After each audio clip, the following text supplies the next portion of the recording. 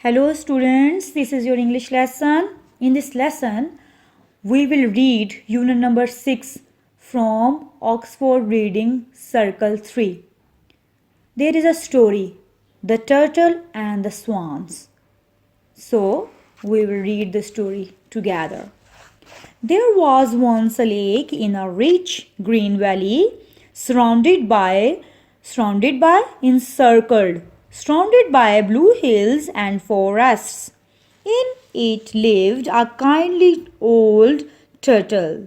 He was friendly with all the animals, for he was a great talker. His best friends were a pair of beautiful white swans. When the sun set behind the blue hills, the valley would glow with the orange light of dusk, early evening. The turtle would crawl up, move, or drag forward. Crawl up onto the bank. The swans would waddle up to walk with short steps. Swans would waddle up beside him. Then the turtle would ask, "My friends, tell me about the things you have seen and heard on the other side of the blue mountains." And the three friends would settle down to a long chat. Life went on peacefully in the valley from season to season. What a delightful place it was! Then one year something terrible happened.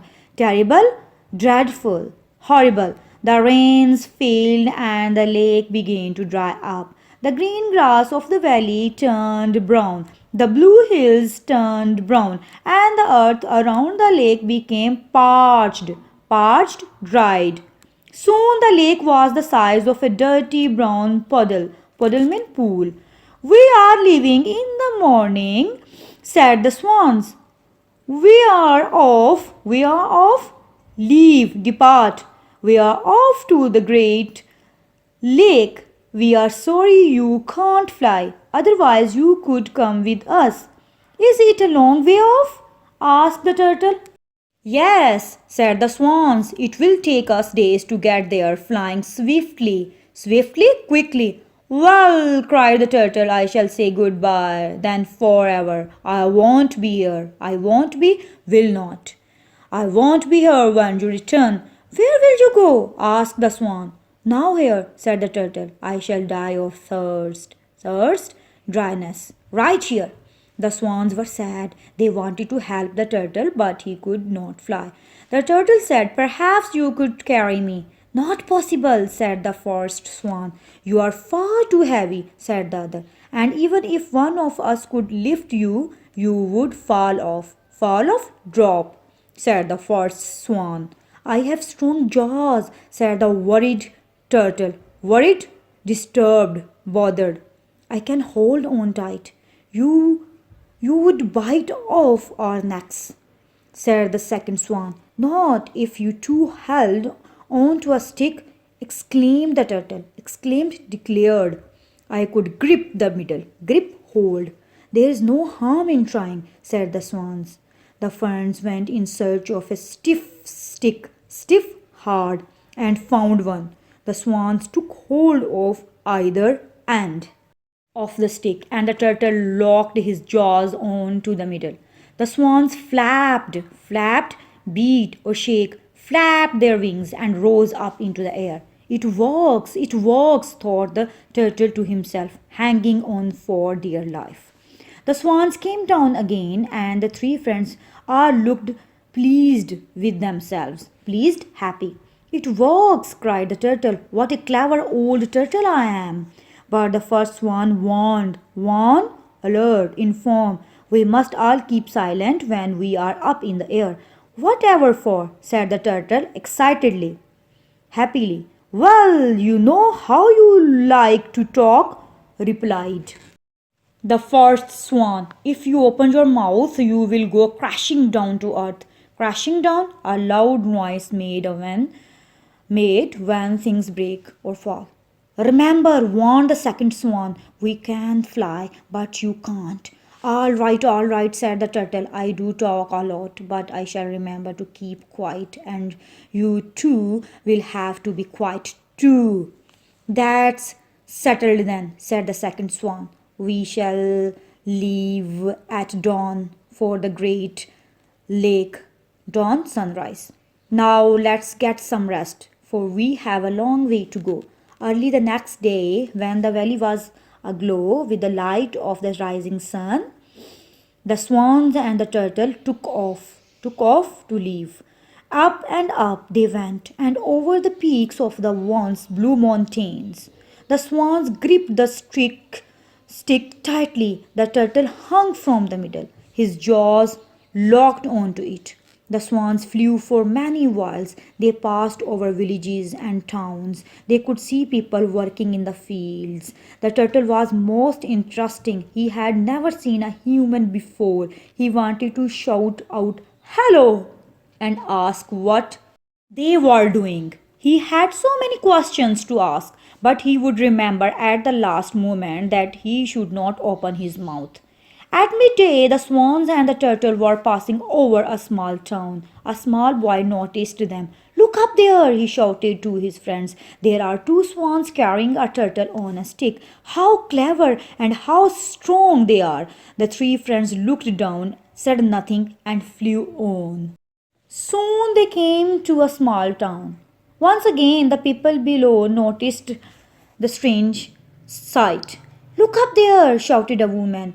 "Whatever is that?" exclaimed a man. "Two clever swans are carrying a turtle on a stick," explained the woman. "So they are," said the man. "What clever birds!" The turtle became cross.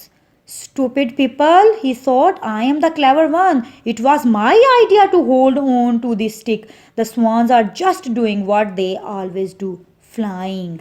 The turtle forgot where he was and what he was supposed to be doing. He forgot the great lake and the warning of the swans. He opened his mouth and shouted, "Silly people, this was my idea." But he never finished the sentence, for he fell down, down, down to the ground. Alas, that was the end of the turtle. But the swans flew on to the great lake, where there was plenty of water for them. Moral: keep your mind on the job in hand. Now come to exercises. A. Questions. 1. In what ways was the valley a good place? Answer. The valley was rich and green, surrounded by hills and forests. There was also a delightful lake in the valley. 2. Why did the turtle get cross when he heard what the people said? Answer. The turtle was cross because it had been his clever idea to fly that way. The swans were just carrying out his plan. He wanted to be recognized and appreciated by the onlookers. 3. In your opinion, what bad habit of the turtle led to his downfall? Answer. The habit of talking too much led him to his downfall. Question 4. The turtle wanted all the credit. Narrate an incident when somebody else was praised for something you did. How did it make you feel? Answer. Once upon a time, I did hard work for a project in school. My class fellow took my help and teacher gave all the credit to him. I felt sad. Question 5. Do you think the swans should have stopped to try to help the turtle? Give a reason to support your answer. Answer. The swans should have stopped to try to help the turtle because it was really dangerous to hold on a stick. B. Reference to context. 1. Who said the following and to whom? A. It works. Answer. The turtle to the swans. B. Where will you go? Answer. The swans to the turtle. C. Is it a long way off? Answer. The turtle to the swans. D. What clever birds? Answer. The village man to the village woman. 2. These sentences are not in the lesson. Who do you think might have said the following? A. I have never seen such a thing before. Answer. The turtle. B. We travel very quickly. Answer. The swans. C. I don't weigh much. Answer. The village man, woman. C. Words and meaning. Use these words in sentences of your own. A. Sometimes. Sometimes I find it very difficult to concentrate in class. B. Otherwise. Please hurry, otherwise you will miss your school bus. C. Perhaps. I don't know when we will have our test. Perhaps it will be next week. D. Strange sight. The balls of light presented a strange sight in the night sky. 2. Find out which animals might live in a lake. Make a list. Answer. Fish, frogs, tadpoles, turtles, snails, ducks, and other water birds live near the lake. Thanks for listening. For new videos, don't forget to subscribe my channel. And if you like my videos, please share and like.